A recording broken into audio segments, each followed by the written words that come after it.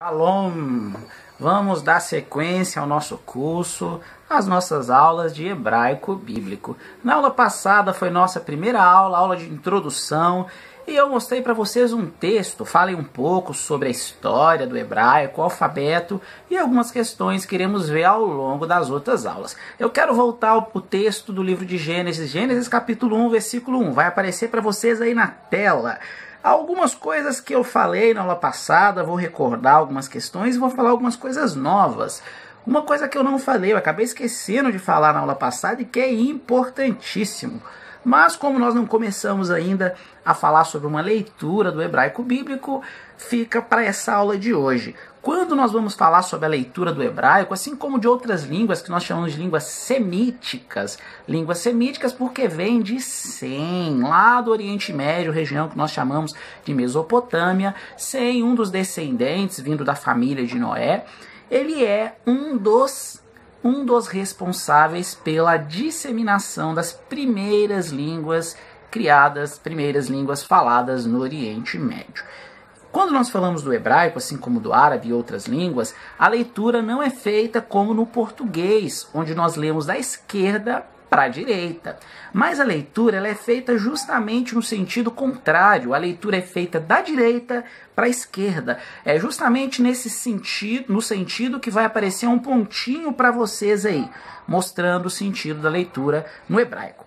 A aula de hoje, a aula passada nós falamos que existem 22 letras, 22 consoantes no hebraico bíblico. O hebraico bíblico não possui vogais, porém ele possui sinais que são chamados sinais massoréticos ou sinais vocálicos. Mas o objetivo é único e exclusivamente indicar vogais. E a aula de hoje nós vamos falar sobre as vogais. Vamos lá, prestem bastante atenção nessa palavra que está em hebraico e que vai aparecer sinalizada com um pontinho vermelho para vocês. Essa palavra é a palavra Bereshit. Nessa palavra Bereshit existem algumas vogais. Quando nós falamos na língua hebraica de vogais, é necessário entender, e fico aspas para vogais, que são sinais que representam vogais. Mas para ficar mais fácil de comparar com o português, eu vou estar falando vogais mesmo. Mas sempre que eu falar vogais, é importante vocês lembrarem que eu estou me referindo a sinais que referem-se a vogais, e não vogais propriamente dito. Eu tenho aí alguns sinais que são sinais massoréticos ou sinais vocálicos. E agora nós vamos entender um pouco sobre esses sinais vocálicos. Vamos voltar aqui para mim, depois nós voltamos para esse texto de novo para a gente fechar essa primeira aula sobre as vogais. As vogais hebraicas, elas são divididas em 3 grupos. Esses 3 grupos nós chamamos de vogais longas, vogais breves e semivogais. Existem alguns gramáticos que ao invés de chamarem de semivogais, esse terceiro grupo, chamam de vogais reduzidas ou meias vogais. Eu prefiro chamar de semivogais porque eu acredito que é o termo mais coerente dentro da maior parte das gramáticas boas que nós temos disponíveis no português. E hoje nós vamos falar sobre as vogais conhecidas como vogais longas. Vai aparecer para vocês aí na tela um quadro importantíssimo, que nós vamos usar ele nessa aula e vamos usar em algumas próximas aulas também. Se vocês lembrarem, na aula passada eu demonstrei no finalzinho da aula esse quadro. Esse quadro contém as vogais longas, as vogais breves e as semivogais. Professor, qual a diferença entre vogais longas, vogais breves e semivogais?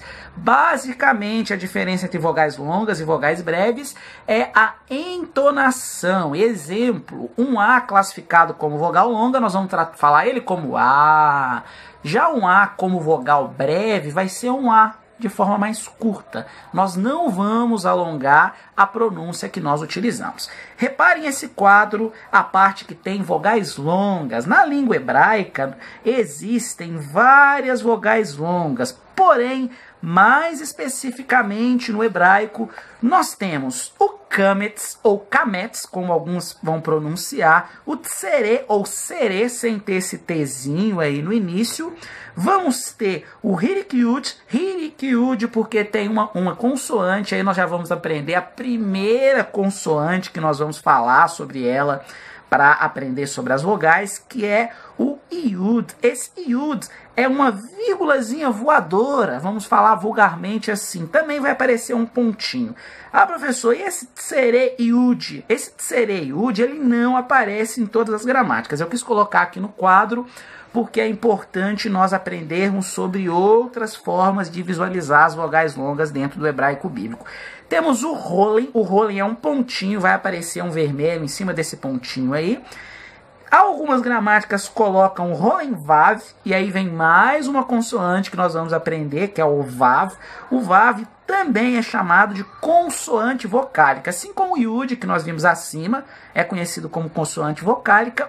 O vav também é conhecido como consoante vocálica. E por último nós temos o shurek. Reparem que junto ao shurek tem essa mesma consoante que nós vimos acima, que nós chamamos de vav. Não se preocupem com os termos dessas consoantes a princípio, porque isso não é importante nesse momento. O que eu queria destacar? Quando nós falamos das vogais longas, existem vogais longas que nós chamamos de vogais longas por natureza, e aí eu vou sinalizar nesse quadro para vocês, vogais longas por natureza, que são as vogais que não possuem as consoantes vocálicas. Professor, o que são esses pontinhos embaixo dessa letra? Essa letra que está sendo usada para sinalizar as vogais elas estão abaixo de uma letra que nós chamamos de Aleph. Vai aparecer esse Aleph para você sinalizado também. Ele é uma consoante, mas que não tem uma tradução para o português e não tem uma tradução para nenhuma das outras línguas. Ele serve para demarcação gramatical, ele serve para demarcação vocálica, como é o caso que nós estamos usando agora. A primeira letra lá em cima, reparem que esse pontinho que está abaixo dessa letra que nós chamamos de Aleph é um sinal vocálico para representar o A longo, o A. Depois nós temos os dois outros pontinhos logo abaixo, sinais vocálicos para representar o E, que é o E longo, de serê. Na outra, que é o hirek-yud, eu vou pular o tserê-yud, porque como eu disse, o tserê-yud ele não é abordado na maior parte das gramáticas. Eu trouxe mais como uma exemplificação de uma abordagem diferente. O hirek-yud, ele possui o iud, é uma consoante que apoia o contexto para uma vogal longa chamada i. Por quê? Quando nós formos ver a vogal breve, também conhecida como i, que seria o i breve, o i mais curto, não vai ter o iud para fazer a demarcação. Então nós temos vogais longas por natureza, são aquelas que não têm consoantes juntas, que vai ser o kametz, o tserê e que vai ser o rolen. As outras são vogais longas, mas são vogais longas por posição, porque elas possuem, junto da vogal ou junto do sinal vocálico, uma consoante. Quais consoantes são essas? No caso do hirek-yud tem o yud, no caso do rolen vav tem o vav, e no caso do shurek nós temos um sinal massorético aí, quase que no meio, próximo desse shurek, mas temos a letra conhecida como vav. A mesma letra usada em cima junto ao rolen vav. Professor, o que tem de importante disso que nós vimos nessa aula? Na próxima aula nós vamos ver sobre as vogais breves. Por que eu preciso saber diferenciar vogais longas de vogais breves? Isso vai ser importante no estudo gramatical mais à frente. Quando nós formos entrar em algumas classes gramaticais, se você não tiver o conhecimento do que são vogais longas e do que são vogais breves, você vai ter dificuldade com algumas regrinhas. Mas para pronúncia e para leitura, não faz diferença.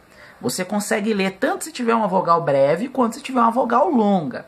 Quando surgiram essas mudanças, eu vou trazer um pouquinho da história das vogais, e aí no outro vídeo vai ser um videozinho mais curto que eu vou falar só sobre as vogais breves, para a gente poder adiantar.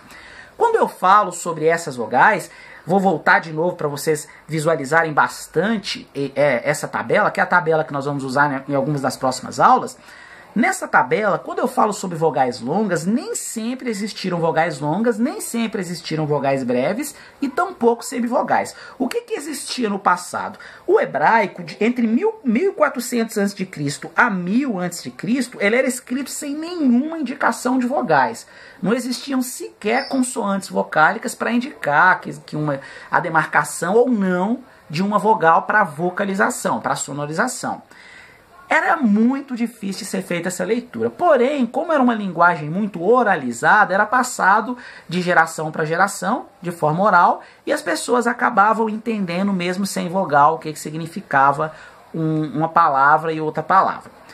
Depois, quando entra, e esse período é o período que a gente chama de antes do período do reino de Davi. Depois, quando entra no período do reino de Davi, nós vamos encontrar uma transformação nesse hebraico, que vai ser uma transformação para inserir consoantes vocálicas. Reparem que ainda não existiam sinais vocálicos, sinais massoréticos, mas existiam consoantes que indicavam, que serviam para sinalizar como se fossem vogais. Essas consoantes eram chamadas no latim de matres lectiones. Matres lectiones seriam mães de leitura ou guias de leitura. Até cheguei a falar na outra aula sobre isso. O período vai ser entre os anos 1000 a.C. até 300 a.C., que é o surgimento dessas consoantes vocálicas. É um período posterior ao reinado de Davi. E aí nós já entramos em muitos anos depois de Cristo, cerca de 700 depois de Cristo a 1000 depois de Cristo, vão surgir os sinais massoréticos, que são esses sinaizinhos que nós começamos a ver na aula de hoje. Na aula que vem nós vamos falar um pouco sobre as vogais breves. Até lá!